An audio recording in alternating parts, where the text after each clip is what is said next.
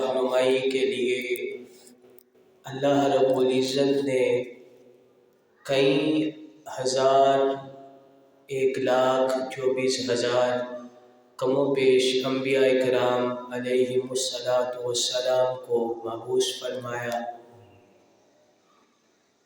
حالات بدلنے کے ساتھ ساتھ نبیوں کی شریعتوں کے احکام بھی بدلتے رہے، لیکن حضرت آدم علیہ السلام سے لے کر ہمارے آقا مولا سید الانبیاء امام الانبیاء احمد مجتبیٰ جناب حضرت محمد مصطفیٰ صلی اللہ علیہ وآلہ وسلم تک تمام انبیاء کرام کا دین، اصول اور عقائد ایک ہی رہے۔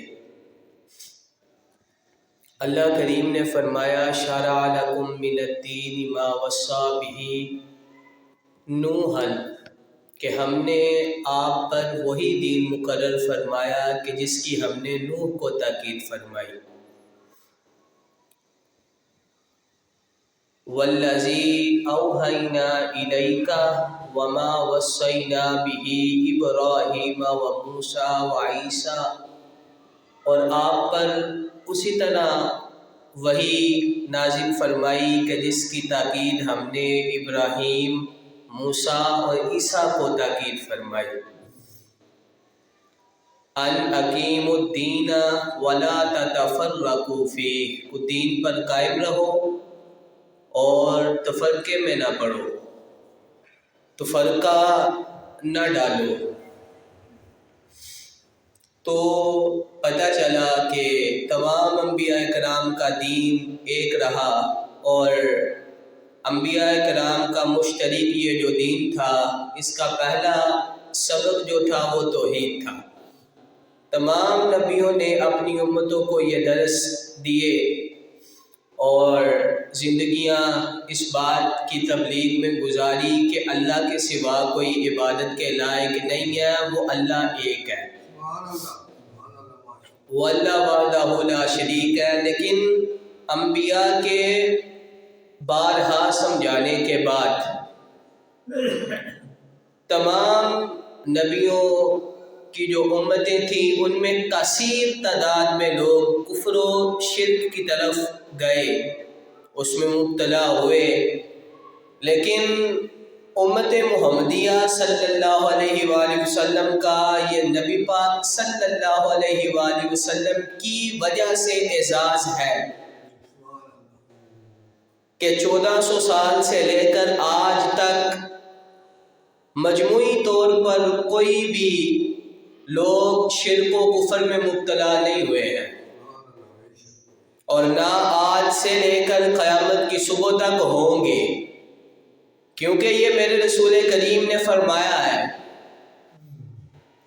حضور یہ فرما کے گئے ہیں کہ حضرت عقبہ بن عامر رضی اللہ تعالی عنہ، یہ بخاری کی حدیث ہے، فرماتے ہیں کہ ایک دن نبی کریم علیہ السلام ممبر پر رونق افروز ہوئے، ممبر پر تشریف فرما ہوئے، اور آپ نے ممبر پہ بیٹھ کے فرمایا لوگوں میں تمہارا پیش رو ہوں،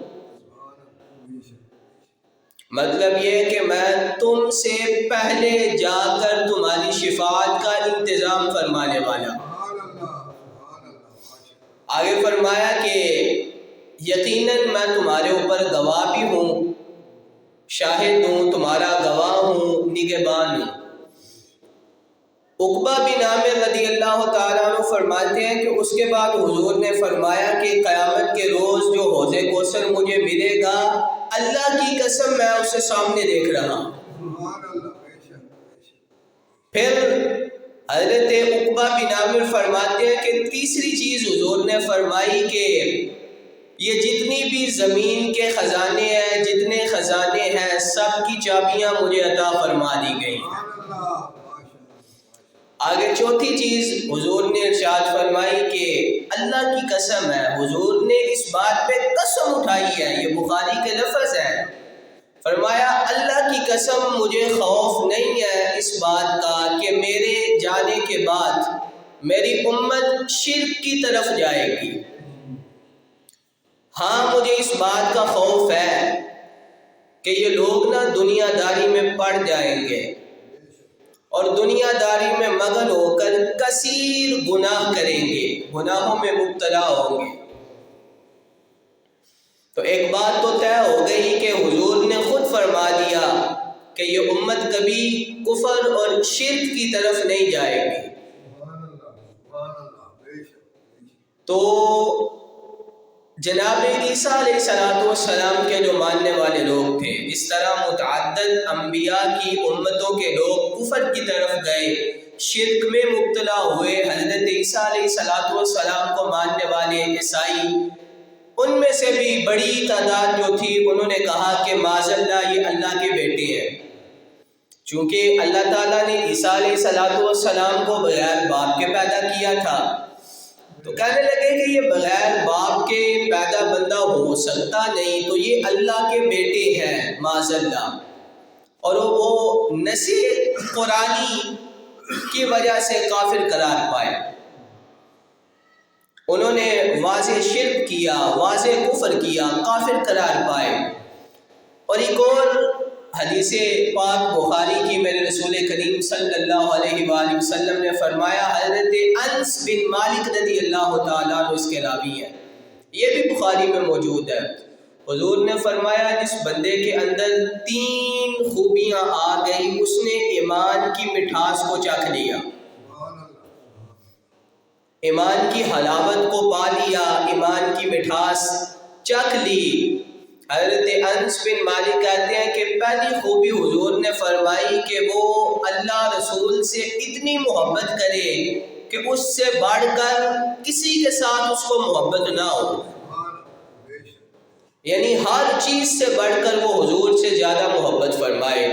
دوسری چیز حضور نے ارشاد فرمایا کہ جب وہ کسی سے محبت کرے تو اللہ کی وجہ سے کرے، کہ یہ بندہ اللہ سے محبت کرتا ہے، میں اللہ کی محبت کی وجہ سے اس سے محبت کرتا۔ تیسری چیز ارشاد فرمائی کہ وہ کفر اور شرک کی طرف جانے کو اس طرح برا سمجھے کہ جس طرح کوئی بندہ اسے اٹھا کے آگ میں پھینکنے لگے تو اسے برا سمجھتا ہے، ڈرتا ہے، خوفزدہ ہوتا ہے، فرمایا کفر کی طرف جانے کو اس طرح وہ برا سمجھے۔ جس کے اندر یہ 3 خوبیاں آ گئی، اس نے ایمان کی حلاوت کو چکھ لیا، ایمان کا مزہ اس نے لے لیا۔ واجب الاحترام حضرات، ہمارا حضرت عیسیٰ علیہ السلام کے بارے میں اہل سنت کا یہ عقیدہ ہے کہ آپ اللہ کے بڑے شان والے نبی ہیں، بڑے شان والے نبی ہیں، اور آپ وہ نبی ہیں کہ جنہوں نے امام الانبیاء علیہ السلام قیامت کی خوشخبریاں سنائی ہیں، بڑے شان والے نبی ہیں۔ حضرت عیسیٰ علیہ السلام کو اللہ نے بڑے کثیر تعداد میں معجزات عطا فرمائے۔ ایک شخص آیا جناب عیسیٰ علیہ السلام کے پاس، یہ جو پچھلی حدیث میں لفظ گزرے ہیں نا، حضور نے فرمایا مجھے خوف ہے کہ لوگ دنیا داری میں مبتلا ہوں گے، تھوڑی سی میں اس کی وضاحت حضرت عیسیٰ علیہ السلام سے شروع کرتا ہوں۔ عیسیٰ علیہ السلام کے پاس نا ایک بندہ آیا، شخص آیا اور کہنے لگا کہ حضور میں نا آپ کے پاس رہنا چاہتا ہوں، میں آپ کی بارگاہ میں رہنا چاہتا ہوں، آپ سے خیر حاصل کرنا چاہتا ہوں۔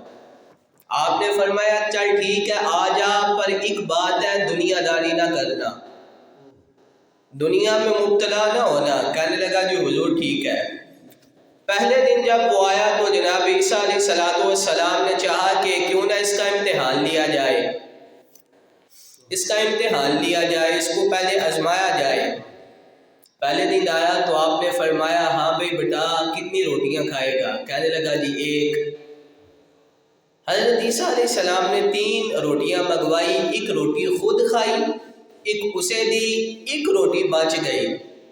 آپ اٹھے دریا پہ وضو کرنے کے لیے چلے گئے، جب واپس آئے تو وہ روٹی غائب تھی۔ آپ نے پوچھا کہ بتا یہ روٹی کہاں گئی؟ کہنے لگا جی کوئی پتہ نہیں، کوئی پتہ نہیں۔ عیسیٰ علیہ السلام آپ نے فرمایا چل ٹھیک ہے، اس کو ساتھ لیا، چل پڑے۔ آگے آپ نے نا ایک ہرن دیکھی اپنے بچوں کے ساتھ، وہ جا رہی تھی تو ایک ہرن کا بچہ پکڑا، ہرن بھی وہاں پہ رک گئی، بچے بھی رک گئے، اسے ذبح کیا، بچے کو ذبح کر کے اس کا گوشت بھون کے خود بھی کھایا، اسے بھی کھلایا، اتنا سیر ہو کے کھایا کہ ڈکار آنے لگے۔ جناب عیسیٰ علیہ السلام نے فرمایا تو نے بھی کھایا ہے؟ کہنے لگا جی کھایا ہے۔ اور فرمایا تو نے دیکھا کہ میں نے بھی کھایا ہے؟ کہتا جی آپ نے بھی کھایا ہے۔ حضرت عیسیٰ علیہ السلام نے وہ جو پاس ہڈیاں پڑی تھی ان کو اکٹھا کر کے فرمایا قم باذن اللہ۔ وہ ہرن کا بچہ جو ابھی حضرت عیسیٰ علیہ السلام کے پیٹ میں بھی تھا، اس بندے کے پیٹ میں بھی تھا، جب قم باذن اللہ فرمایا تو اللہ کے حکم سے کھڑا ہو گیا۔ وہ ہرن کا بچہ کھڑا ہو گیا، اپنی ماں کے ساتھ باقی بچوں کے ساتھ چلا گیا۔ عیسیٰ علیہ السلام نے فرمایا چل اتنا بڑا تو نے معجزہ دیکھ لیا، اب بتا وہ روٹی کس نے کھائی تھی؟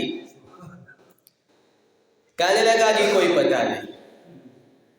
حضرت عیسیٰ علیہ السلام نے فرمایا چل ٹھیک ہے، اس کا ہاتھ پکڑا، دریا کے کنارے لے گئے۔ یہ عیسیٰ علیہ السلام اللہ کے جو نبی ہیں ان کی شان ہے، دریا کے کنارے لے گئے، جا کے کہنے لگے چل دریا کو پار کریں۔ اس نے دیکھا کوئی کشتی نہیں، کوئی چیز نہیں، تو دریا کیسے پار کریں گے؟ کہنے لگا جی حضور کیسے؟ آپ نے فرمایا میرا ہاتھ پکڑ۔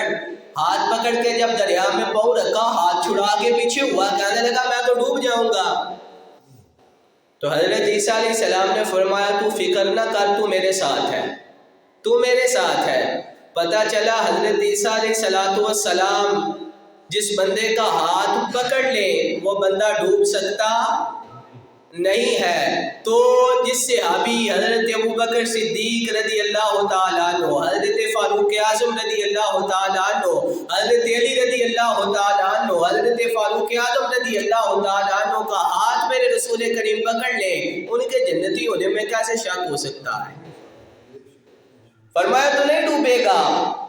ہاتھ پکڑا، دریا پار کر لیا، نہ ڈوبے نہ پاؤں بھیگے۔ فرمایا اتنا بڑا تو نے معجزہ دیکھا ہے، چل اب بتا وہ روٹی کس نے کھائی تھی؟ کہنے لگا جی کوئی پتہ نہیں۔ آپ نے فرمایا چل مجھے منانا آتا ہے، میں اللہ کا نبی ہوں۔ جب دریا پار کیا تو آگے جو علاقہ تھا وہ صحرا کا علاقہ تھا، ریت تھی۔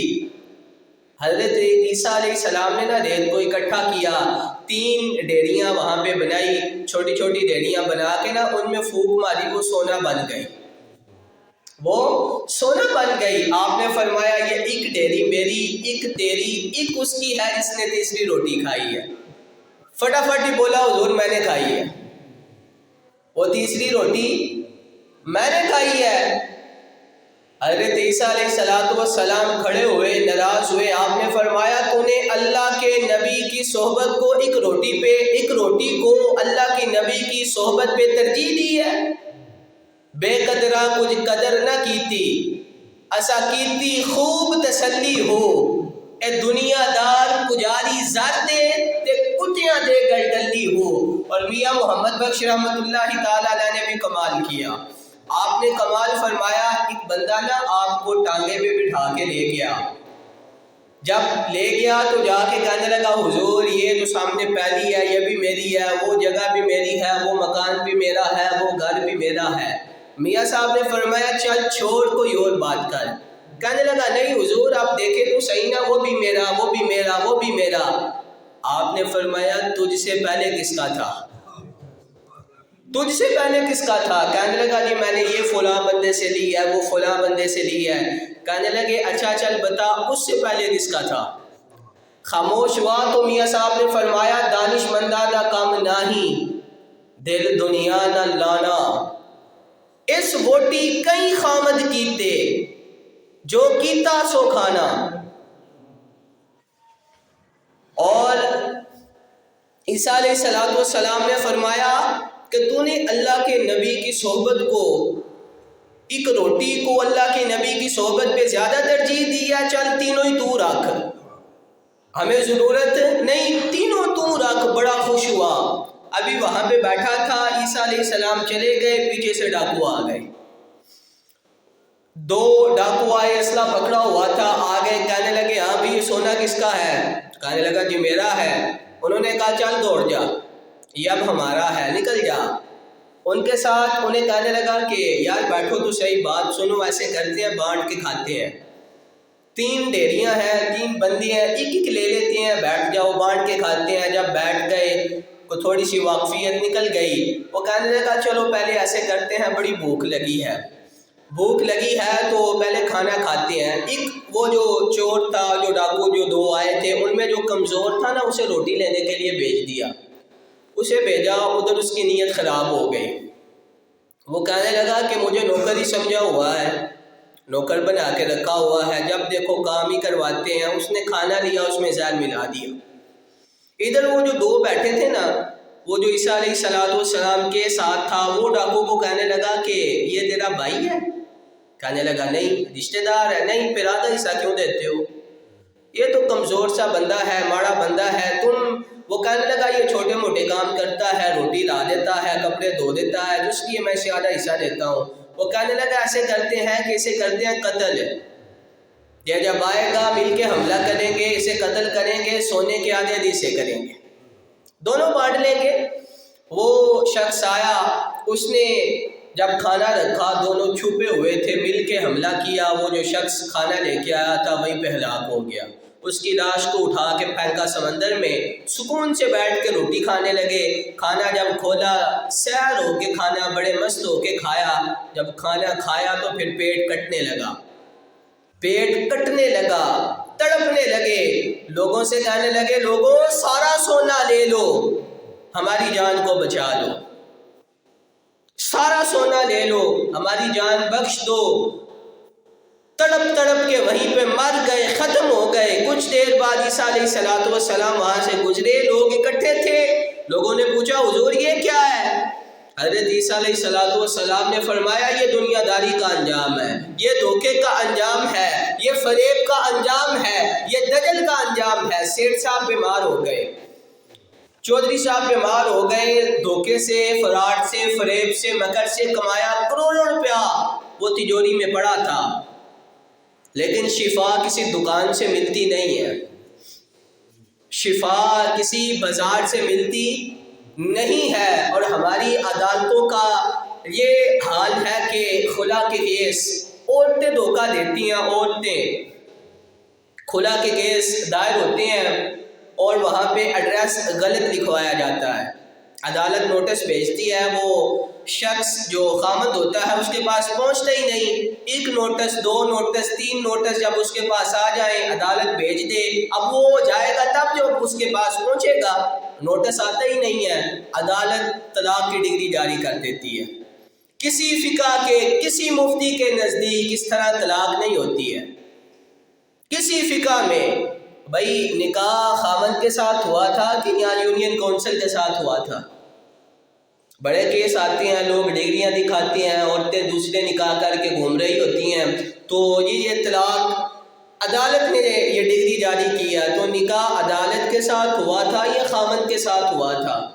بعض اوقات اس میں سرپرست بھی شامل ہوتے ہیں، وہ دلیلیں دیتے ہیں، پھر بعض مذہبوں سے وہ فتوے لے کر آتے ہیں۔ یہ یاد رکھیے کسی فقہ کے نزدیک دھوکہ دے کے، جھوٹ بول کے یہ طلاق ہوتی نہیں ہے۔ پھر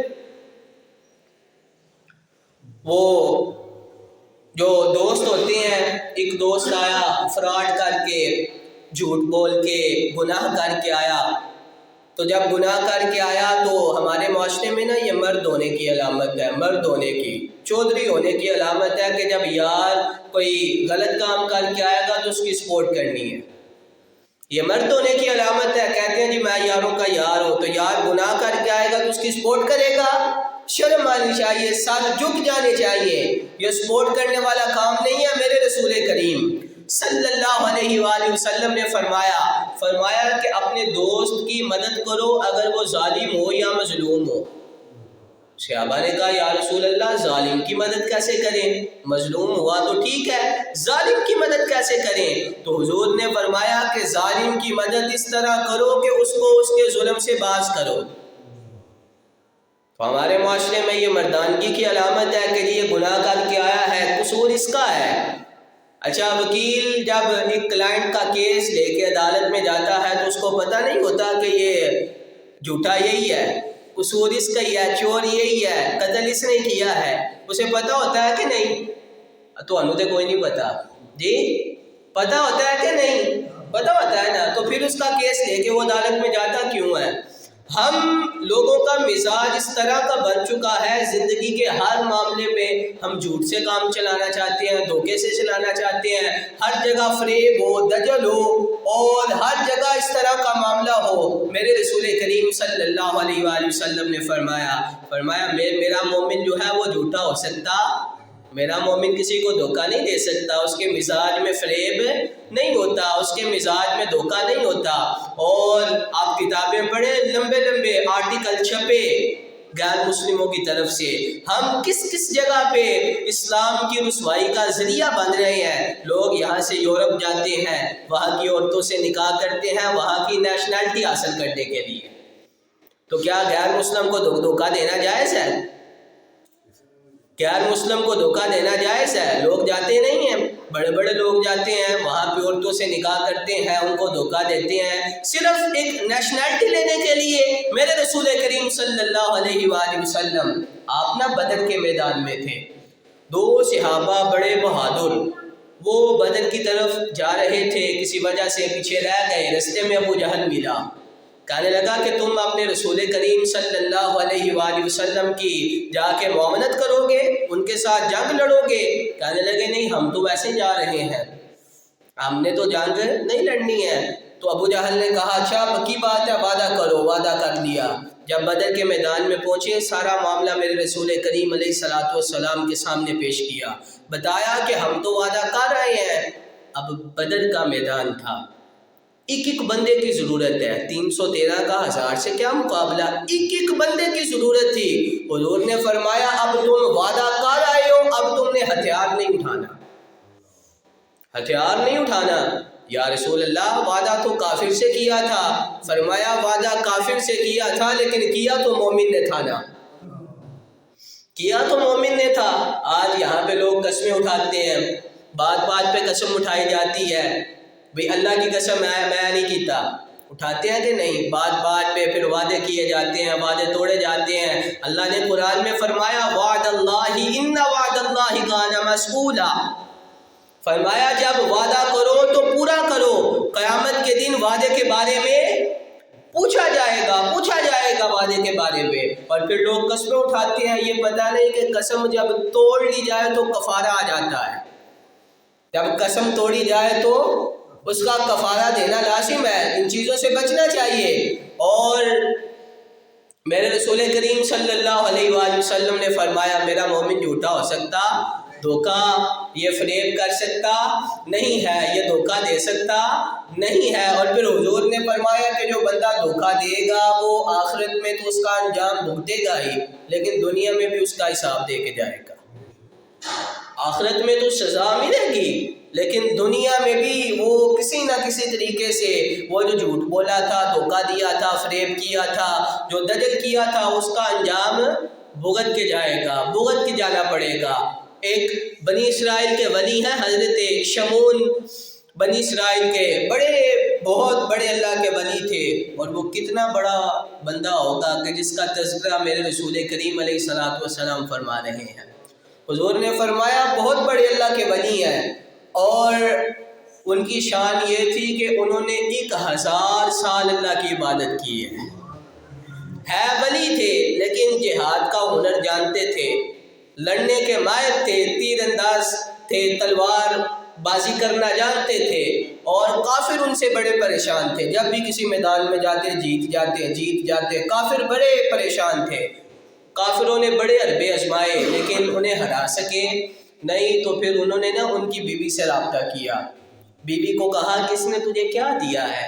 بیوی کہنے لگی یہ تو فقر کا درس دیتا ہے، ایک ٹائم کا کھانا دیتا ہے اور باقی اللہ کی عبادت ہی کرتا رہتا ہے، روز رات کو اللہ کی عبادت کرتا ہے، دن کو روزہ رکھتا ہے، اس نے کچھ نہیں دیا، کچھ نہیں ملا۔ انہوں نے بیوی کو خرید لیا، ہیرے دیے، جواہرات دیے، سارا کچھ دیا، کہا یہ تیرا ہے، بس تو نے ایک کام کرنا ہے، یہ جس وقت سوئے گا تو نے اس کو باندھ کرنا، ہمیں بلا لینا ہے۔ بیوی کہنے لگے ٹھیک ہے، ویسے تو یہ سوتے نہیں ہیں، عبادت ہی کرتے ہیں، تھوڑا سوتے ہیں، لیکن میں کوشش کروں گی۔ وہ جب سوئے تو اس نے نا رسیاں لے کے چارپائی سے اپنے خاوند کو، وہ جو اللہ کے ولی شمون تھے، ان کو باندھ دیا۔ جب ان کی آنکھ کھلی دیکھا کہ مجھے کسی نے باندھا ہے، یوں کر کے زور لگایا، رسیاں ٹوٹ گئی، اللہ کا نام لے کر رسیوں کو توڑ دیا۔ بیوی کو کہنے لگے یہ کیا حرکت تھی؟ کہنے لگی میں تو آزما رہی تھی۔ پھر دھوکہ دینے لگی کہ میں نے آپ کا نا بڑا تذکرہ سنا ہے کہ آپ بڑے بہادر ہیں، جس جنگ میں جائے فتح ہو جاتی ہے، آپ کو اللہ نے بڑی مہارت دی ہے، تو میں تو چیک کر رہی تھی کہ لوگ باتیں کرتے ہیں یا آپ واقعی طاقتور ہیں، میں تو آزما رہی تھی۔ انہوں نے کہا چل ٹھیک ہے، تو آزما رہی تھی، ٹھیک ہے۔ کچھ دن گزرے تو اس نے نا لوہے کی زنجیریں لے کے آپ کو دوبارہ باندھ دیا۔ اب لوہے کی زنجیروں سے جب باندھا، وہ اللہ کے ولی جب اٹھے نا، اللہ کا نام لے کے زور لگایا، وہ زنجیریں بھی ٹوٹ گئی۔ بیوی کو کہنے لگی آج کیا حرکت تھی؟ بیوی نے پھر دھوکہ دیا، کہنے لگی کہ اس دن تو کچی رسیاں تھی، تو میں دیکھنا چاہتی تھی کہ کچی رسیاں ہی توڑتے ہو یا لوہا بھی توڑ سکتے ہو۔ تو جو نرم دل انسان، نیک بندے نا بڑے نرم دل ہوتے ہیں، انہوں نے کہا چل تو آزما رہی تھی تو ٹھیک ہے، پاس بیٹھی، کھانا کھلایا، سارا کچھ کیا۔ تو جب وہ سوئے، وہ پاس بیٹھی، سارا کچھ کر کے نا پوچھنے لگی، کہنے لگی دنیا میں کوئی ایسی چیز بھی ہے کہ جس کے ساتھ آپ کو باندھا جائے تو آپ نہیں کھول سکتے؟ وہ اللہ کے ولی جو تھے وہ پھر دھوکے میں آ گئے، کہنے لگے ہاں میرے یہ جو بال ہیں نا، ان کے بال بڑے لمبے تھے، پیروں تک تھے، اور یہ یاد رکھیے شریعت محمدیہ میں یہ جائز نہیں ہے۔ حضور نے لمبے بالوں کی اجازت دی، لیکن کان کی لو تک، زلفیں کان کی لو تک ہونی چاہیے۔ ان کے بال بڑے لمبے تھے، کہنے لگے اگر مجھے میرے بالوں سے کوئی باندھے گا تو میں کھل سکتا نہیں ہوں۔ بیوی نے کہا چلو ٹھیک ہے، بات جو مل گئی۔ وہ سوئے، ان کے بالوں سے انہیں باندھ دیا۔ جب باندھا، وہ اٹھے، دیکھا کہ میں بندھا ہوں، سامنے کافر کھڑے ہیں۔ بیوی سے کہنے لگے کھول دے، تو نے اچھا نہیں کیا۔ وہ کہنے لگی تو نے ساری زندگی دیا کیا ہے؟ یہ دیکھ ہیرے، یہ جواہرات ہیں، یہ پیسے، یہ سارا کچھ ہے، تو نے مجھے کیا دیا ہے؟ وہ کافروں نے پکڑ کے نا ان کی چارپائی کو ستون کے ساتھ باندھ دیا، پلر کے ساتھ جب باندھا، باندھ کے انہوں نے اللہ کے ولی کی پہلے ناک کاٹی، پھر کان کاٹے، پھر آنکھیں نکالی۔ جب زبان کاٹنے لگے نا تو اللہ کے ولی نے نا آسمان کی طرف دیکھ کے کہا اللہ میں کوئی لوارث ہوں؟ میرا کوئی وارث نہیں، یہ جو میرے ساتھ چاہے کر جائیں گے۔ پھر اللہ کا قہر وہ نازل ہوا اور آسمان سے بجلی وہ چمکی، اور بجلی جب زمین پہ گری، سارے کافر جو تھے پیر کے ناخنوں سے لے کر سر کے بالوں تک وہیں جل کے راکھ ہو گئے، جل گئے۔ بیوی پھر مکر کرنے لگی، قدموں میں گری، معافی مانگنے لگی۔ اللہ کے ولی نے کہا تو نے بڑا دھوکہ دے لیا، بڑا دھوکہ دیا، یہ دھوکے کا انجام تھا۔ کہا اب تو اللہ کے حوالے ہے۔ اس کے اوپر بھی بجلی گری، وہ بھی جل کے راکھ ہو گئی۔ اللہ کے ولی کو اللہ نے ناک بھی واپس کیا، کان بھی اسی طرح ٹھیک ہو گئے، آنکھیں بھی آ گئی، زبان بھی۔ جب گھر سے باہر نکلے آپ نے فرمایا لوگوں دیکھو، سچ کی وجہ سے اللہ نے مجھے پہلے سے زیادہ طاقت عطا فرمائی ہے، اور جو دھوکہ دینے والے تھے ان کو اللہ نے تباہ و برباد فرما دیا ہے۔ یہ دھوکے کا انجام ہے۔ اور حضرت عیسیٰ علیہ السلام، بات آپ کی تھی، اللہ نے آپ کو بغیر باپ کے پیدا کیا۔ جناب مریم علیہ السلام کی گود میں جب آپ آ گئے تو آپ نے اب اس بچے کو لوگوں کے سامنے لے کے جانا بھی ایک بہت بڑا کام تھا۔ لوگوں کا رویہ، لوگ کس طرح ریئیکٹ کرتے ہیں، بہت بڑا ایک کام تھا۔ اور جب وہ بیٹا حضرت عیسیٰ علیہ السلام بغیر باپ کے جناب مریم علیہ السلام کی گود میں اللہ تعالیٰ نے عطا فرما دیے، آپ نے عرض کی کہ اے اللہ اب میں اس کو لے کر اپنی بستی والوں کی طرف کیسے جاؤں گی؟ لوگ جو سوال پوچھیں گے تو میں کیا کروں گی؟ میں انہیں کیا وہاں پہ جواب دوں گی؟ الجھے الجھے بکھرے بکھرے، الجھے الجھے بکھرے بکھرے شب و روز کا پوچھے کون، الجھے الجھے بکھرے بکھرے شب و روز کا، لوگ تو جرم دیکھتے ہیں سبب دیکھے گا کون۔ میں کیا جواب دوں گی؟ تو اللہ نے فرمایا آپ نے خاموش رہنا ہے۔ اور یہ بھی یاد رکھیے کہ جب کبھی جھوٹا کوئی الزام لگائے تو وہاں پہ زیادہ دلیلیں دینے سے بندہ زیادہ پستا ہے، خاموش رہنا چاہیے۔ فرمایا آپ نے خاموش رہنا ہے۔ یا اللہ کرنا کیا ہے؟ فرمایا آپ نے فَأَشَارَتْ إِلَيْهِ، اس بچے کی طرف اشارہ کرنا ہے۔ حضرت جناب مریم نا عیسیٰ علیہ السلام کو لے کر بستی والوں کی طرف گئی۔ بستی والوں نے کہا مریم تیرا باپ بھی نیک ہے، تو بھی نیک ہے، تیرے شب و روز مسجد میں گزرتے ہیں اور اللہ کی عبادت میں گزرتے ہیں، یہ بچہ کہاں سے آیا؟ جناب عیسیٰ نے آنکھوں سے نا پنگوڑے کی طرف اشارہ کیا، فَأَشَارَتْ إِلَيْهِ۔ قرآن کریم سورہ مریم میں یہ سارا قصہ موجود ہے۔ آنکھوں سے اشارہ کیا کہ اس بچے سے پوچھو۔ بستی والے کہنے لگے قالوا کیف نکلم من کان فی المہد صبیا، کہ کیا کبھی پنگوڑے میں بھی بچے بولے ہیں؟ مریم آپ کیسی باتیں کرتی ہیں؟